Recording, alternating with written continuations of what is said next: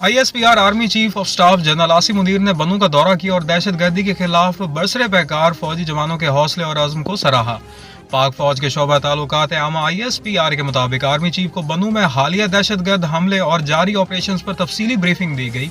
उन्होंने बहादुरी से दुश्मन का मुकाबला करने वालों जवानों को खराज तहसीन पेश किया और कहा कि पाक फौज रियासत की सलामती और इस्तेकाम यकीनी बनाने के लिए दहशत गर्दी के खिलाफ हर महाज पर डट कर खड़ी है।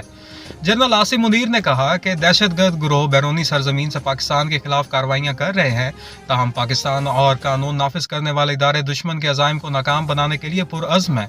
उन्होंने मजीद कहा कि बनू में होने वाले हमले में मुलव्वस दहशत गर्दों को बहादुर जवानों ने फौरी तौर पर अंजाम तक पहुंचा दिया और इस घिनौने अमल के मनसूबे साजों और सहूलतकारों को भी जल्द इंसाफ के कटहरे में लाया जाएगा।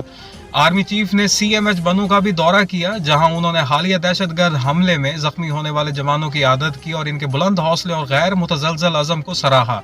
उन्होंने कहा कि ख़वातीन, बच्चों, बुजुर्गों और मासूम शहरियों को निशाना बनाना इस्लाम दुश्मन अनासिर के मकरू अज़ाइम को बेनकाब करता है। जनरल आसिम मुनीर ने इस अज़्म का इजहार किया कि दहशत गर्दों और इनके सहूलतकारों के खिलाफ जंग मुंतकी इंजाम तक जारी रहेगी और पाक फौज हर कीमत पर मुल्क में अमन व इस्तेकाम को यकीनी बनाएगी।